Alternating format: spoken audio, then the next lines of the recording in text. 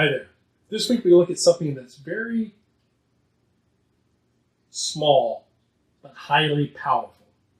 And that is the difference between an action and an intention. Much smarter people than me have said that the smallest, most tiny action always will beat the most noble intention. So many of us have a goal, an aspiration, something we want to bring about to make our life the life we want.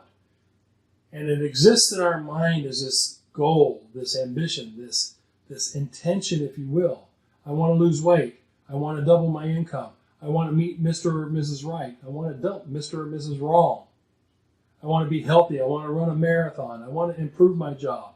I want to downsize my job to something that's not so stressful.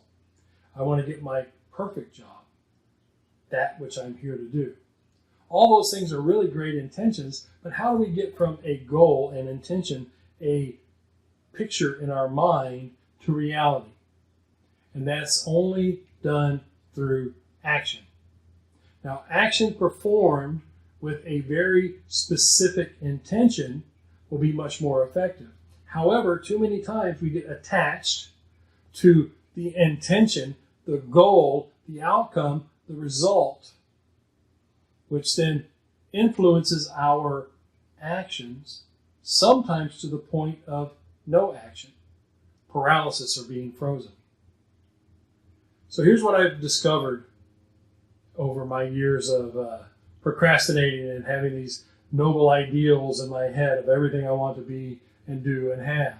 And that is the easiest way to accomplish your goal is to set a system of actions or a process of actions and activities that will lead you there in time and on time. So rather than saying I want to lose 30 pounds by my next birthday, I'll say that I want to be healthy, lean, and fit, which is my affirmation, by the way. And to be healthy, lean, and fit, I've got to do what we all basically know. I've got to do some version of eat right, and I've got to do some version of exercise. If I don't eat right and I don't exercise, I'll never reach the ambition of being healthy, lean, and fit. However, if I only focus on losing weight, then I may lose the healthy aspect. If I only work on being fit, then I can lose the healthy aspect because I can hurt myself through injury. So the intention of being healthy, lean, and fit is a great ideal.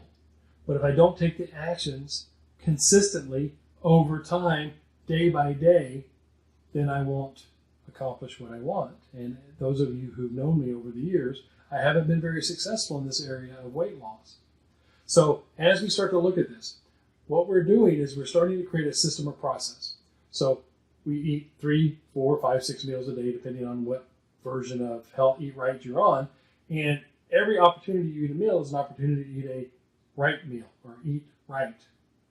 So let's say you have 3 meals a day, 21 meals a week, and your goal is to eat 90% right. So you can have 2 meals that aren't right. That's easy to measure. At the end of every week, you can say, okay, I ate 21 meals. Of those 21 meals, 1 was not right. Yay, I won. Victory dance. My goal this week was to exercise 5 times.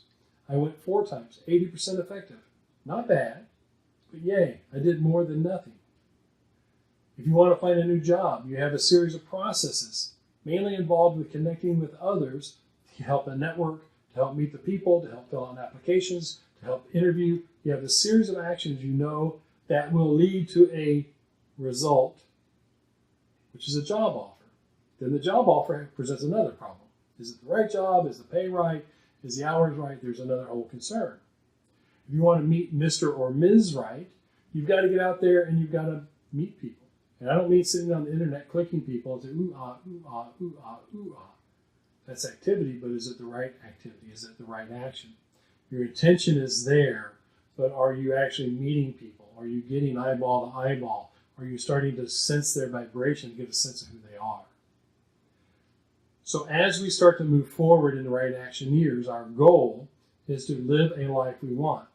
We live that life by taking a series of right actions. Those right actions are organized into goals or ambitions or aspirations.